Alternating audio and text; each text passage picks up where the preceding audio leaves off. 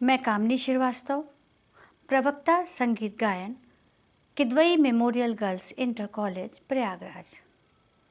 बच्चों, आपने 9th class में संगीत की उत्पत्ति, उसकी कितनी पद्धतियाँ हैं, ये सब आपने पढ़ा है। सप्तक पढ़ा है, नाद पढ़ा है, श्रुति पढ़ा है, बहुत से संगीतज्ञों की जीवनी भी पढ़ी, राग पढ़ा, ताल पढ़ा।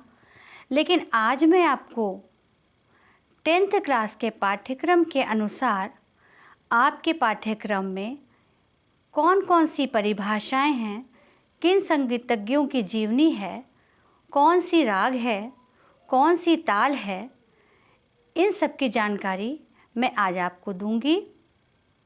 आपके पाठ्यक्रम में नाद की उत्पत्ति, कर्ण, मुर्की, मीड़, खटका, वर्ण, ताली, खाली, सम, भरी इत्यादि आपके पाठ्यक्रम में हैं।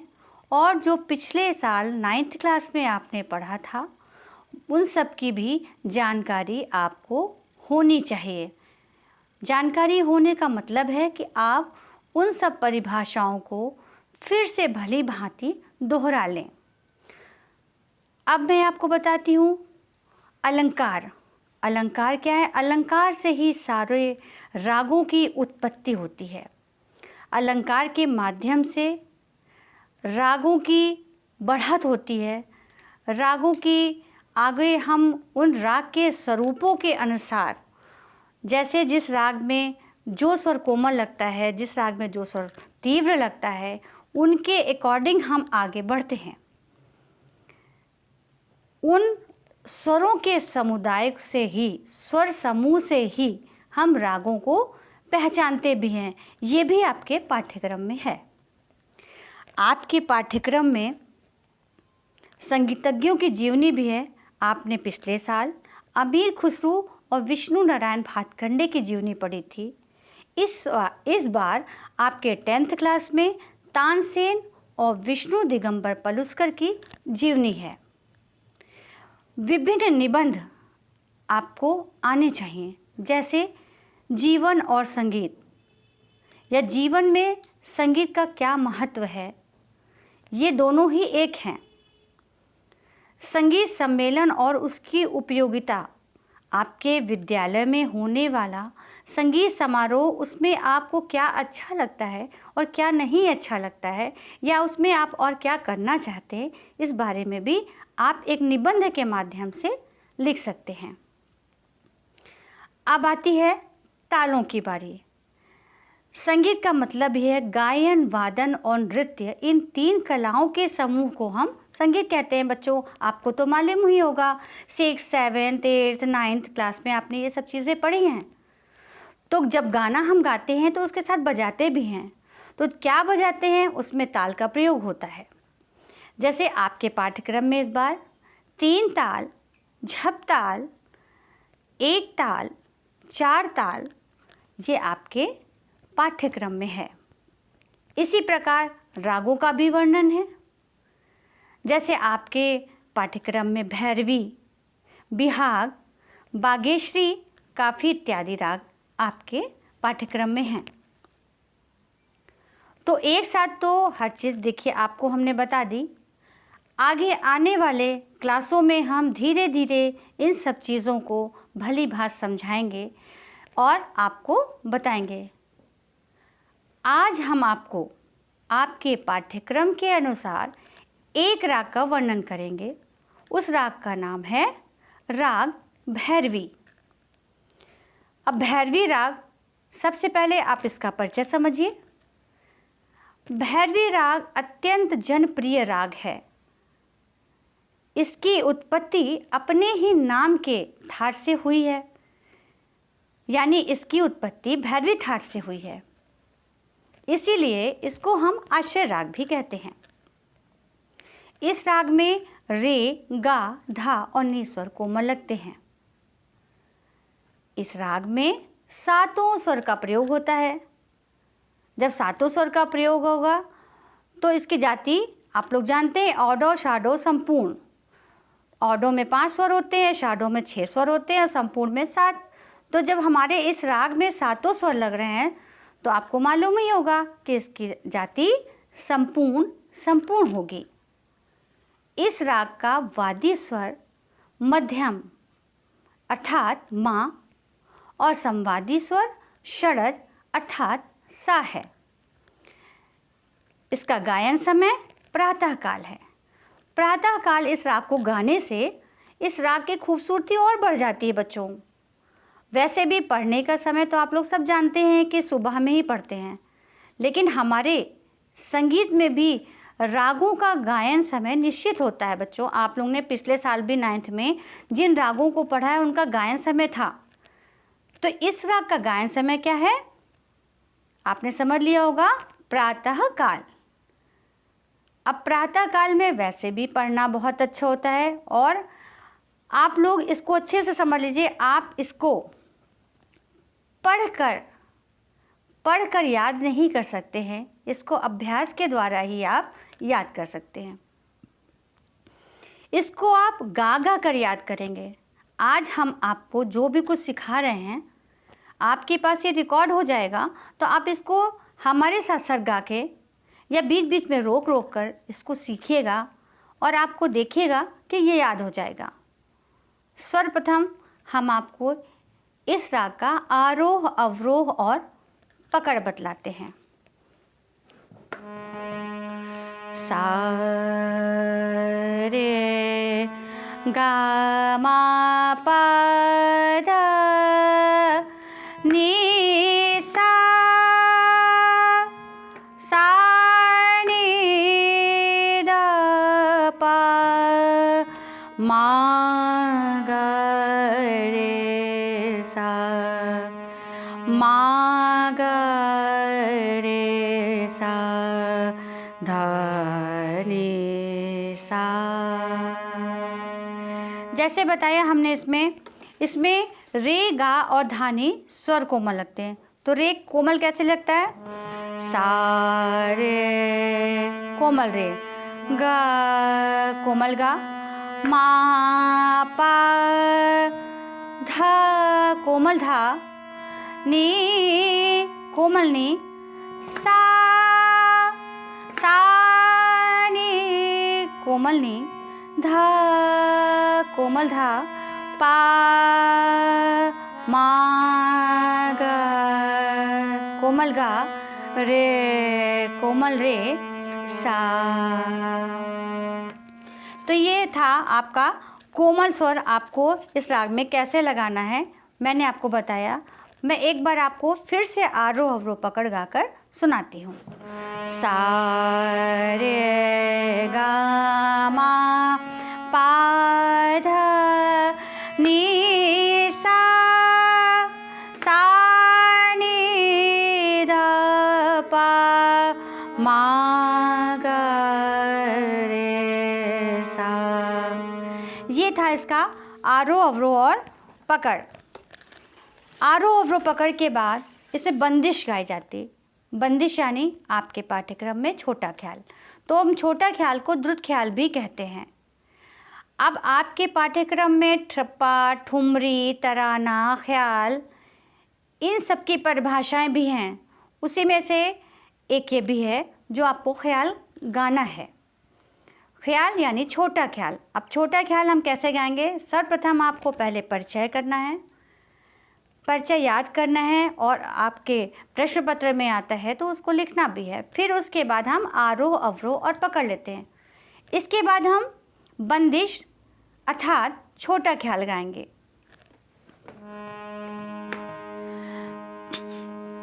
डगर चलत छेड़े श्याम सखीरी, डगर चलत छेड़े श्याम सखीरी, मैं दूंगी गारी निपट नारी, मैं दूंगी गारी निपट नारी, डगर चलत छेड़े श्याम सखीरी। ये स्थाई है। गाने के दो पार्ट होते हैं, स्थाई और अंतरा। अब हम आपको अंतरा बताते हैं। पनिया भरत मोरी गागर फोरी, पनिया भरत मोरी गागर फोरी, नाहक बहिया मरोरी झकझोरी, नाहक बहिया मरोरी झकझोरी, डगर चलत छेड़ श्याम सखीरी। ये रहा आपका छोटा ख्याल। पहले भी हमने आपको बताया था कि अलंकार के माध्यम से स्वरों की बढ़त। अब हम इस राग में रे गा धानी स्वर कोमल लगाते हुए रागों की बढ़त दो रूप से करेंगे। अब स्वरों के विलंबित लय में अगर हम विस्तार करेंगे तो वो आलाप हो जाएगा, और स्वरों के द्रुत लय में अगर हम विस्तार करेंगे तो वो तान हो जाएगा। तो सबसे पहले उसको हम रागों का बीज का आलाप कहते हैं। सर्वप्रथम आप पहले स्थाई गाएंगे पहली लाइन और उसमें आलाप लेंगे।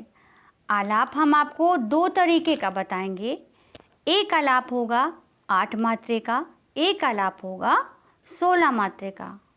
अब आपको एक बार और बता दें, हम इस छोटे ख्याल के साथ, आप सबको पता है 9th क्लास में पता ही था आपको कि 3 ताल का प्रयोग होता है। 3 ताल यानी धा धिन धिन धा, धा धिन धिन धा, धा तिन तिन ता, ता धिन धिन धा।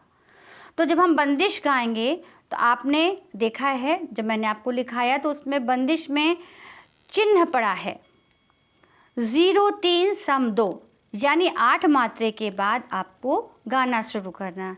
8 मात्रा यानी धा धिन धिन धा, धा धिन धिन धा।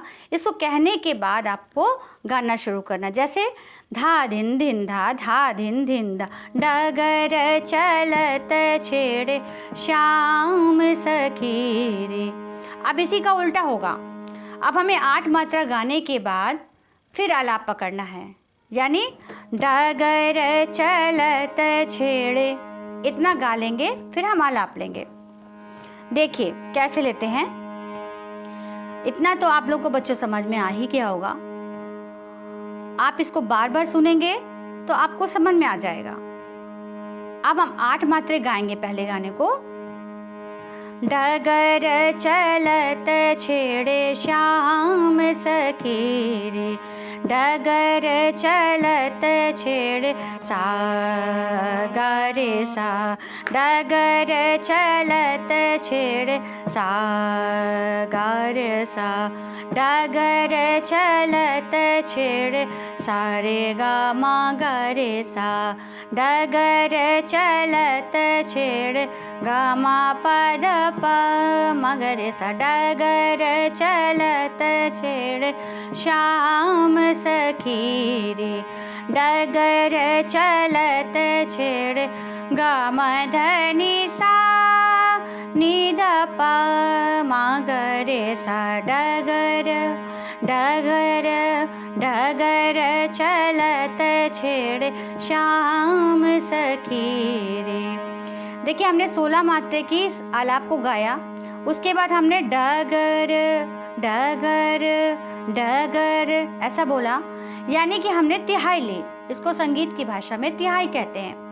ये राग की खूबसूरती बढ़ाने के लिए हम इन सब चीज़ों का प्रयोग करते हैं।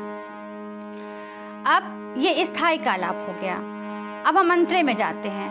पनिया भरत मोरी गागर फोरी, वही 8 मात्रा गाने के बाद हम आलाप लेंगे।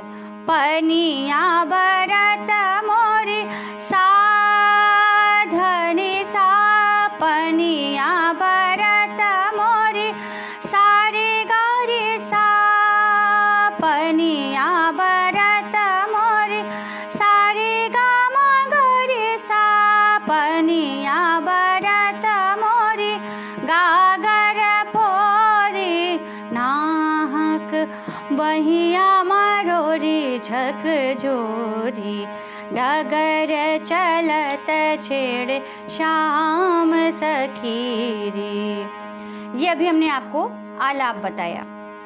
अब हम आपको तान बताते हैं। तान अर्थात स्वरों के द्रुत गति में विस्तार करने को तान कहते हैं। अभी हमने विलंबित लय में किया यानी धीरे गाया, धीमी गति में गाया। अब हम इसको तेज़ गति में गाएंगे। थोड़े से गाने के बोल को भी हल्का सा बढ़ाते हैं, जैसे डगर चलत छिड़े श्याम सखी रे। इसमें भी हम 8 मात्रा गाएंगे। पहले 8 मात्रा यानी गाने की बंदिश को 8 मात्रा तक गाने के बाद हम तान को पकड़ेंगे। अब कैसे पकड़ते हैं आप लोग बहुत ध्यान से सुनिएगा। डगर चलत छिड़े निसा गामा पादा पम गामा पम गरे सा। डगर चलत छिड़े, फिर से एक बार बताते हैं। डगर चलत छिड़े निसा गामा पादा पम गामा पम गरे सा। डगर चलत छिड़े सारे गामा पादा निसा साने द पम गरे सा। डगर चलत छिड़े श्याम सखी रे। ये थी आपकी 8 मात्रे की तान। अब हम आपको 16 मात्रे की तान सिखाएंगे। 16 मात्रे की तान को गाने के लिए आप पहली लाइन को आप पूरा गाएंगे। कैसे गाएंगे ध्यान से सुनिए। डगर चलत छिड़े श्याम सखी रे, यहाँ तक गाएंगे। उसके बाद हम तान को बोलेंगे। डगर चलत छिड़े श्याम सखी रे निसा गामा पादा पमा गामा पादा नी द पमा गामा पादा नी सा रे सा नी द पमा गरे सा। डगर चलत छिड़े श्याम सखी रे। अब इसी तान को अगर हम 8 मात्रे के बाद शुरू करते हैं तो इसमें तिहाई भी लग जाएगी, जो और भी खूबसूरत लगेगी। आपको जैसे गाना होगा ये देखिए, हम तिहाई लगा के आपको दिखाते हैं। पहले 8 मात्रा गाएंगे। कहाँ तक गाना आपको? डगर चलत छेड़े, बस यहीं तक गाना है। उसके बाद तान को पकड़ेंगे तो तिहाई लगा लेंगे हम। अब कैसे लगाएंगे देखिए। डगर चलत छेड़े निसा गामा पादा पमा गामा पादा नी द पमा गामा पादा नी सा रे सा नी द पमा गरे सा। डगर डगर डगर चलत छेड़े श्याम सखी रे। ये थी स्थाई की तान। अब हम आपको अंतरे की तान बताते हैं। उसमें भी आप 8 मात्रा गा लीजिएगा। उसके बाद तान को शुरू करना है। डगर चलत छेड़े श्याम सखी रे पनिया भरत मोरी गागर फोरी पनी। अब कभी ऐसा नहीं करेंगे कि 8 मात्रा हम पहले शुरू में ही गा लेंगे और तान पकड़ लेंगे। पहली बार में लाइन को पूरा गाएंगे। कैसे गाएंगे? पनिया भरत मोरी गागर फोरी पनिया भरत मोरी गागर फोरी पनिया भरत मोरी सानी द पमा गरे सा सा रे गा मा पा दा नी सा पनिया। ऐसे गाएंगे आप। पहली बार हमने गा लिया पूरी लाइन और दूसरी बार में 8 लाइन गाने के बाद तान को पकड़ा। फिर से एक बार करके आपको दिखाते हैं। पनिया भरत मोरी गागर फोरी पनिया भरत मोरी सानी द पमा गरे सा सा रे गा मा पा दा नी सा पनिया भरत मोरी गरे सानी द पमा गरे सा गा मा पा दा नी सा पनिया भरत मोरी गागर फोरी नाहक बहिया मरोरी झक झोरी डगर चलत छेड़े श्याम सखी रे डगर चलत छेड़े डगर चलत छेड़े डगर चलत छेड़े श्याम सखी रे। ये था आज का आपका राग भैरवी।